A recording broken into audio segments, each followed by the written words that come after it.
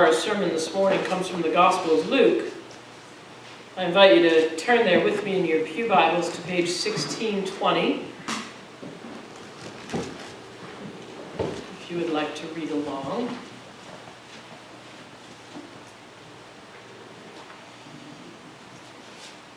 Luke chapter 16. I'm reading verses 10 through 17. Here goes Jesus with these Sabbath healings again.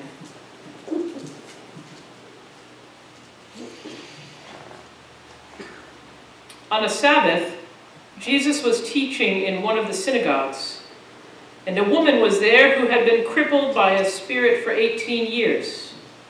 She was bent over and could not straighten up at all.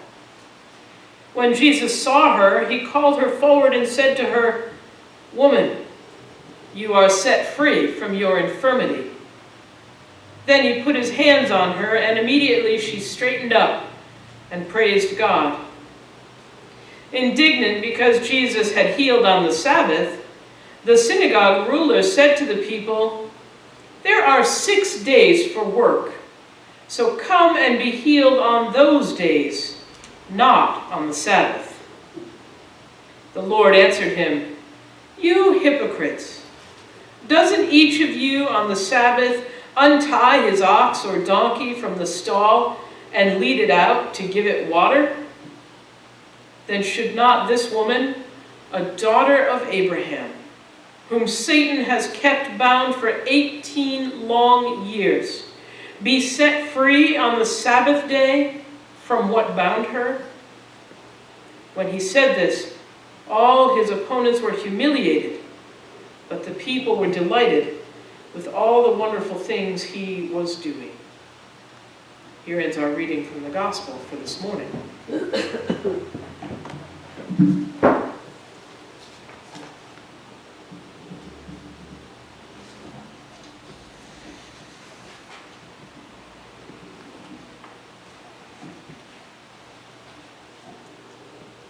Pray with me.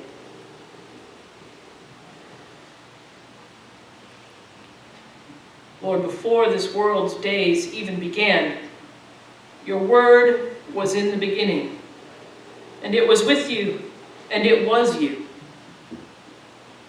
The mystery of that brings us to our knees. Yet today you allow us to open your word and know you better. So we ask that you would give us eyes to see and ears to hear. Give us hearts open to your Spirit as we seek you. Amen.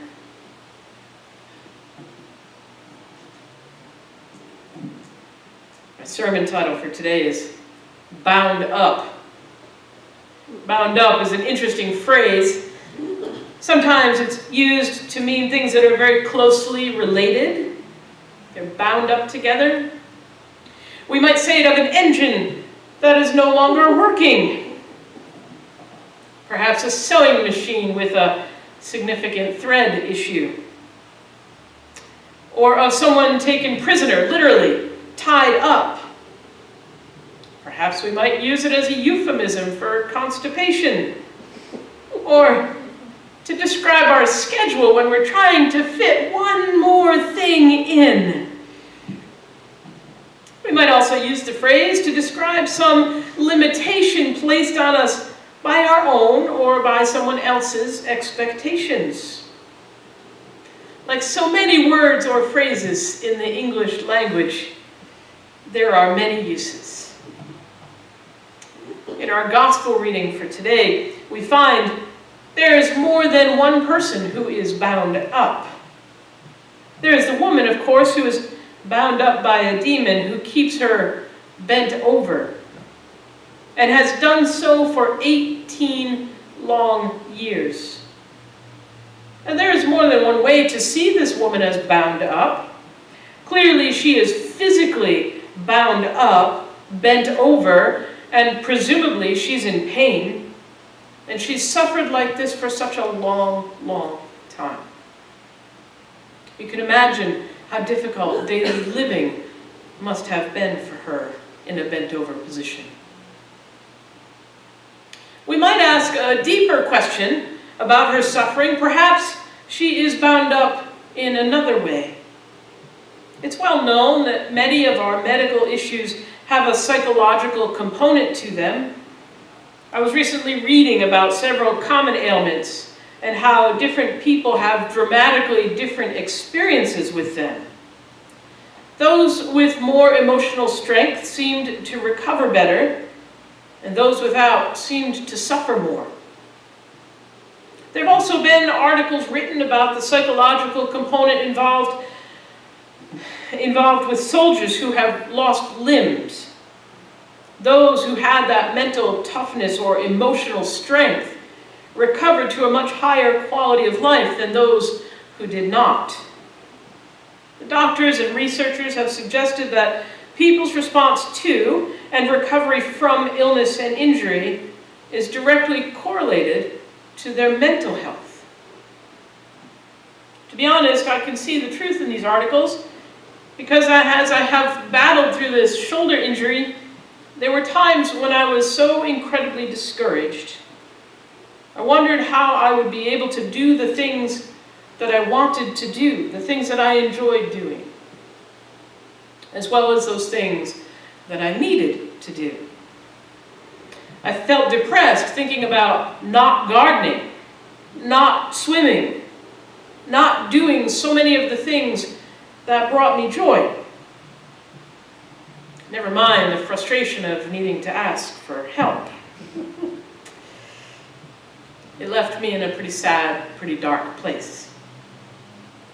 It took a great deal of emotional strength and a great deal of encouragement to move through the physical pain, to do the stretches and the exercises that my doctor was telling me I needed to do. There were times when I simply couldn't summon the emotional strength to do those exercises. But slowly, as I did them, I improved. The injury is permanent, but I've been able to find ways to do the things that I love as well as the things that I need to do at a level that I can live with. In any case, the psychological aspect of injury and illness has a well-documented direct correlation to our ability to master them. So as we consider this woman who was bent over for the last 18 years, we might consider the mental health aspect of her suffering. Was she bound up by some emotional disturbance which directly impacted her physical restriction from standing up straight? Did she lack emotional strength to overcome what was happening to her? She was present in the synagogue while Jesus was there teaching, so she clearly had some measure of faith. Was she sad? Lonely? Frustrated? Angry? The text doesn't tell us the answer to any of these questions, but for many people, the answer is yes. If the answer to any of those questions for her was yes, we can trust that Jesus surely handled all the aspects of her suffering, because that's what Jesus does. The woman with the demon, however, was not the only one in the account from Luke who was bound up by something. The synagogue leader was quite incensed that the healing took place on the Sabbath. He scolded the people, telling them, "There are 6 days of the week for you to come here for healing, but not on the Sabbath," he said. He was bound up by the rules of Sabbath keeping. Just a little rabbit hole here. Don't forget, God's instruction was simply to remember the Sabbath and keep it holy. That's what God said about Sabbath. God created the world in 6 days, and on the seventh day he rested. And God, in all of his wisdom, thought that it was a good idea for people to take a rest once in a while, too. The command about the Sabbath was to encourage people to take a break and be rejuvenated. You and I both know how tempting it is just to press on through, keep working, get the project done. God knew rest is important too. It was the priests and the religious leaders that added countless rules to God's command. For instance, walk only at a restricted pace and for a limited distance. Don't spit because you might move dirt, and that's plowing. No cooking of any kind. I don't care how hungry you are. No cooking. No sewing. Oh, if Lori were here, I would have said no crocheting. No matter how much you enjoy doing them, no matter how much pleasure they bring you, no matter how relaxing they are for you, if it looks like work, you cannot do it. All of these things prohibited just to create rules around keeping the Sabbath holy. This list, believe me, it goes on and on and on about the rules for Sabbath. And as many rules as they made up loopholes and excuses and ways to get around them. I'll get into that another time. Anyway, the Sabbath rules to the synagogue leader were far more important than the well-being of a woman who had been suffering for almost 2 decades. What's funny is that he was standing in the very presence of the Lord of the Sabbath, the one who was there when the Sabbath was invented, but he didn't even recognize him. Jesus surely had respect for the Sabbath. His respect was for the spirit of the commandment to rest, not for all the meaningless, detailed restrictions that people had placed on it. In a way, Jesus heals the synagogue leader as well by confronting his misplaced anger and inviting him into compassionate living and freeing him from a wasted life of rule keeping.